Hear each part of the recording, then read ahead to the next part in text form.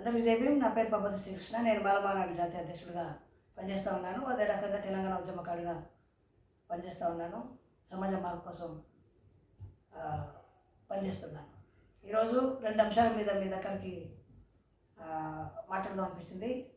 రెండు అంశాలు బీజేపీ ప్రధానమంత్రి నరేంద్ర మోడీ, ఉత్తరప్రదేశ్ ముఖ్యమంత్రి యోగి ఆదిత్యనాథ్, వీళ్ళిద్దరూ విచిత్రమైనటువంటి స్టేట్మెంట్ ఇచ్చారు. ఒక ఆయనేమో కాంగ్రెస్ వస్తే దళితుల కోటా ముస్లింలకు ఇస్తుందని ఒక ఆయన ప్రధానమంత్రి, అంటే రిజర్వేషన్ల మీద కనీసం అవగాహన లేనటువంటి ప్రధానమంత్రి కూడా మన దురదృష్టం. రెండవడు సన్యాసి, అంటే యోగి భోగి, ఆయన యోగి ఆదిత్యనాథ్. ఆయన అంటే కాంగ్రెస్ శరియా పాలన వస్తుందంట. సిరియనో ఆయనకు సక్రమంగా తెలియదు. సో ఇట్లా కాంగ్రెస్ అసలు బలమే లేదనుకున్నప్పుడు, మీరు కాంగ్రెస్ గురించి మేము 400 సీట్లు బయటకు వస్తాయని చెప్పినప్పుడు కాంగ్రెస్ గురించి మీకెందుకు భయం? ఎంత భయం? ఎందుకు భయము? అసలు దేశాన్ని మొత్తం ప్రైవేట్లో కమ్మేసినావు నరేంద్ర మోడీ. రిజర్వేషన్ లేడు. ఇంకా రిజర్వేషన్ ప్రభుత్వం సంస్థ ఉంటే కదా రిజర్వేషన్స్ ఉండేది. రిజర్వేషన్స్ వద్దని నువ్వే అన్నావు. అసలు రిజర్వేషన్స్ ముస్లింకి ఎట్లా ఇస్తారని అన్నావు. మరి దళితుల రిజర్వేషన్లు వాళ్ళకి ఎట్లా కనబడింది? కొంచెం కమ్ చేసి ఉన్నారు కదా. అచ్చా, నువ్వు చదువుకోలేదు కదా, మర్చిపోయాను నేను. నువ్వు డిగ్రీ చదవలేదు, బిఏ అంటావు, బీకామ్ అంటావు, మళ్ళీ యూపీకి పోతే గుజరాత్కి పోతే అదేంటి అప్పర్ కాస్ట్ అవుతావు, ప్రధానమంత్రి అయితే బీసీ అవుతావు. నీ కులం సక్రమంగా తెలియదు, నీ చదువు సక్రమంగా తెలియదు. కోట్ల రూపాయలు డ్రెస్ కోడ్ మాత్రం మెయింటైన్ చేస్తావు. ఎవరిని మంచి ఆగింది ఇదంతా? ప్రజాస్వామ్యం కాదు. బుద్ధి ఉండాలి ప్రధానమంత్రి నీకు మాట్లాడేటప్పుడు. అంటే నీకు బుద్ధి ఎక్కడ? చదువుకుంటే బుద్ధి వస్తుంది. చదవలే కదా నీకు. ఎంతసేపు సంచి బుధాన్ని వేసుకొని మొత్తం జై శ్రీరామ్ జై మాత భారత మాత అన్నావు. అందరికీ మాతనే. బీజేపీ పుట్టక ముందే భారత మాత, బీజేపీ కంటే ముందే పుట్టింది భారత మాత. బీజేపీ కంటే ముందే రాముడు ఉన్నాడని బాపును రాసిండ్రు. రామాయణం, వాల్మీకి రామాయణము, తమిళనాడు రామాయణం, కర్ణాటక రామాయణం, ఇట్లా 18 రామాయణాలు ఉన్నాయి. 18 రామాయణాలు. మరి ఏ రామాయణం చదివావు నాకు తెలియదు. కానీ నువ్వు కానీ సన్యాసి మంత్రులు కానీ, లేదంటే ముఖ్యమంత్రి వీడు భోగి ఆదిత్యనాథ్ గారు కానీ ఇక సిగ్గుచారు ఉండదు మాట్లాడినప్పుడు. కొంచెం రిజర్వేషన్స్ గురించి నీకు ఏమో కావాలని మాట్లాడుతున్నావు మోడీ. కాంగ్రెస్ వస్తే దళితుల రిజర్వేషన్స్ ముస్లింలు పోతాయా? ఇది ఏంద్ర బాలరాజా, ఏంద్ర ఈ లోకంలోని, ఏంద్ర ఈ దేశానికి వాళ్ళ లాభం అని సినిమా డైలాగ్ మాట్లాడు. రిజర్వేషన్ సిస్టమ్ అనేది తెలియకుండా తెలియదు కదా. మీ వాళ్ళు అన్న మతపాలు రిజర్వేషన్ చేయకూడదని. మరి ఎట్లయితే సాధ్యమైతే ఎట్లా? మా కోట ఆలకెందుకు పోతుంది? అసలు ఉండే కదా కోట లేదు, బిడ్డ లేదు, ఏం లేదు. ఆడ మొత్తం నిండా కొరిగేసినావు. భారతదేశంలో మొత్తం ఆడోళ్ళ గుండ్లు, మగోళ్ళ గుండ్లు మొత్తం కొరిగేసి అందరిని అమ్మేసినావు. మొత్తం అదాని కానీ అంబానీ కానీ మీ దోస్తులు అందరికీ అమ్మేసినావు. ఇంకా రిజర్వేషన్స్ ఎక్కడ పనిచేయడానికే? ఎక్కడ రిజర్వేషన్స్? ముస్లింలు అంటున్నావు. ఇవాళ విహెచ్పి, ఆర్ఎస్ఎస్, బజరంగ దళం, తొగాడియా, గిగాడియా, నీ బీజేపీలో ఉన్నటువంటి 99% మంత్రుల భార్యలు లేదా కోడళ్ళు లేదా మనవరాళ్ళు వీళ్ళందరూ తుర్కోలే. ఏ తుర్కోళ్ళు? బాగా డబ్బులు తుర్కోళ్ళు, పేద తుర్కోళ్ళు కాదు వీళ్ళందరూ. అంటే కాశ్మీర్ తుర్కోళ్ళు వీళ్ళందరూ. అంటే వ్యాపారస్తుల్ని ముస్లింలో పెళ్లి చేసుకోనికి నీకు కావాలి అది. కానీ వాళ్ళు చదవద్దు అంటారు. చదివితే వాళ్ళ ఇంట్రెస్ట్ ఇస్తే చదవద్దు అంటారు. ఇంకోటి సన్యాసి, ఉత్తరప్రదేశ్లో సన్యాసి, వీడు ఆడేమంటాడంటే శరియా అవుతాడా కాంగ్రెస్ పాలన వస్తే. శరియా ఎట్లయితుందరా? పొడగుండోడా ఎట్లయితే శరియా? నువ్వు నువ్వు చంపితే మంచిది.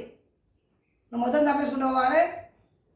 ఇక బడికి ఏముండొద్దు, చదివికి ఏమి రావు ప్రజలకు.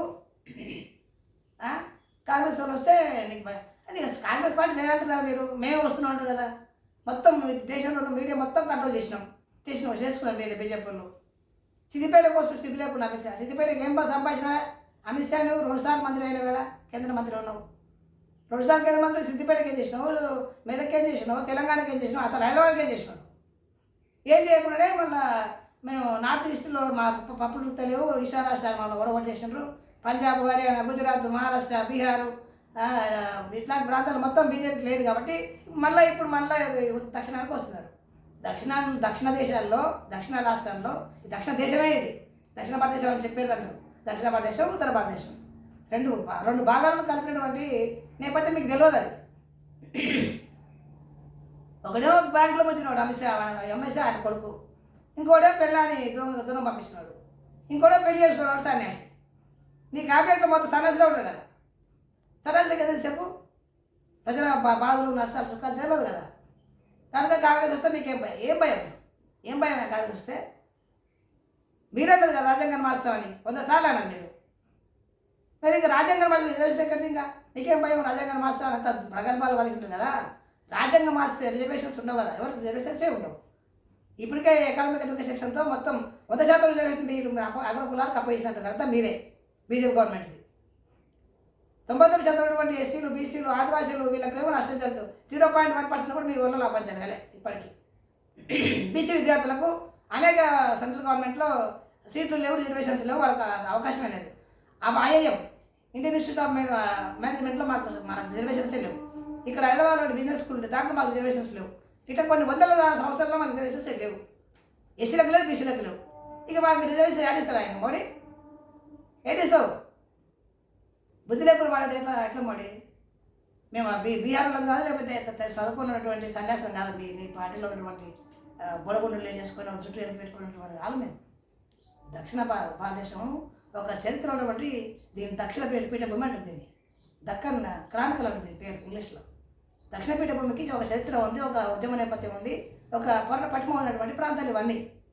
ఇక్కడ నీ నీ రాముడు, నీ కృష్ణుడు, నీ భారతమాత, భారత పిత ఏం పనిచేయవు ఇక్కడ. నువ్వు పనిచేస్తే ప్రజలు పనిచేస్తే బరాబర్ అడగవచ్చు. బ్యాంకులో మొత్తం అమ్మేసినావు. అప్పుడు ఎప్పుడో 1952 దాని నుంచి ఎలక్షన్స్ స్టార్ట్ అయినాక చాలామంది ప్రధానమంత్రులు మారిన కానీ నీ అంత దుర్మార్గుడు, నీ అంత నిజమైన నికృష్టుడు ప్రధానమంత్రి దేశానికి ఇంతవరకు రాలేదు, ఉండొద్దని కోరుకుంటున్నాను.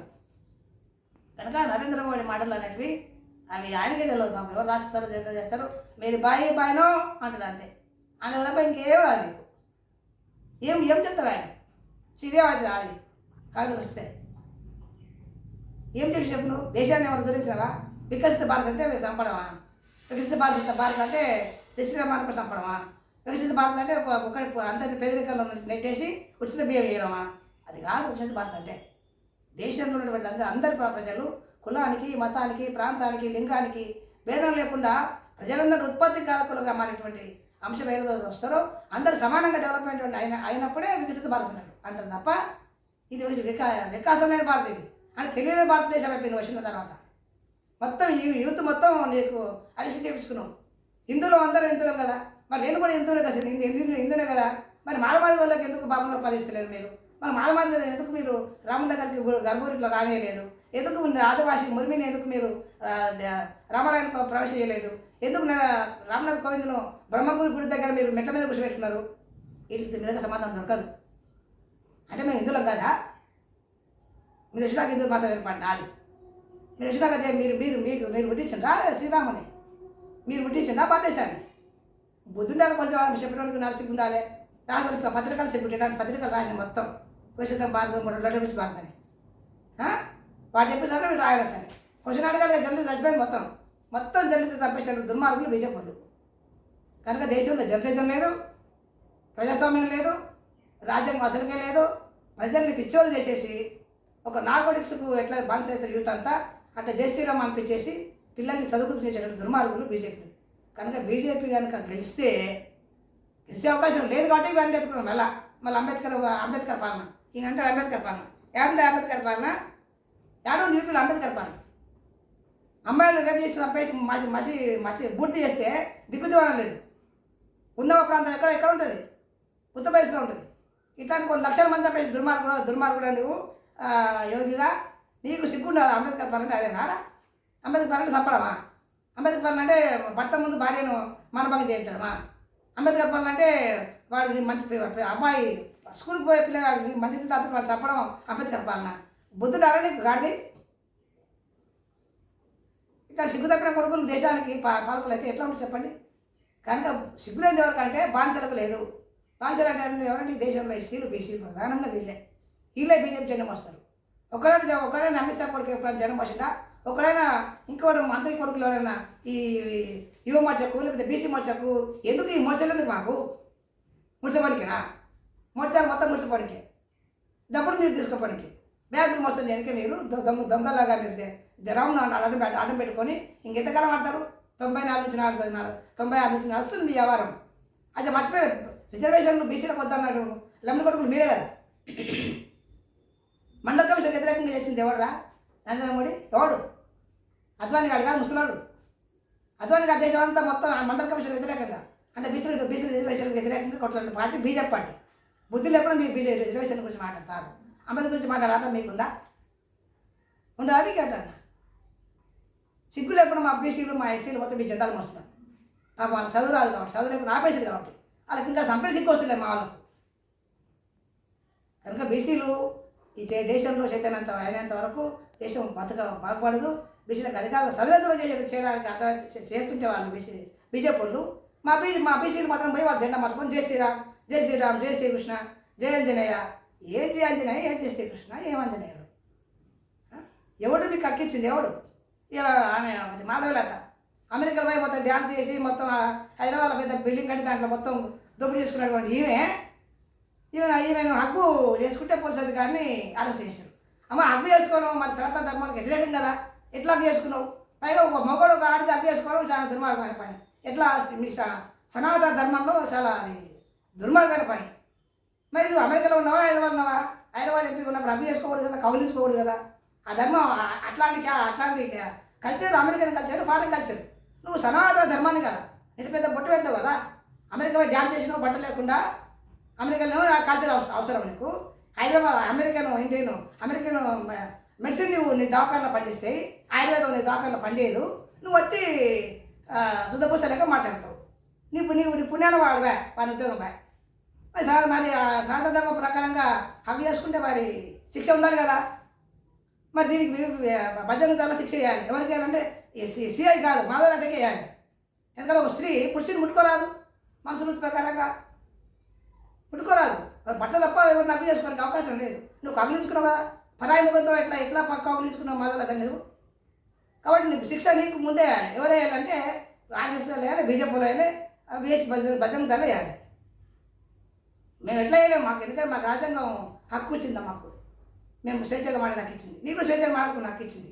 కానీ స్వేచ్ఛ కౌలించుకునే హక్కు కూడా ఇచ్చింది భారత రాజ్యాంగం. కానీ ఎప్పుడు కౌలించుకోవాలి? ప్రజలు అయిపోయినా కౌలించుకోవాలి. ప్రజల్లో కౌలించుకునే వాటి వాళ్ళ జీవితం నాశనం చేసిండు. ఆ నోట్లో పని వస్తుంది.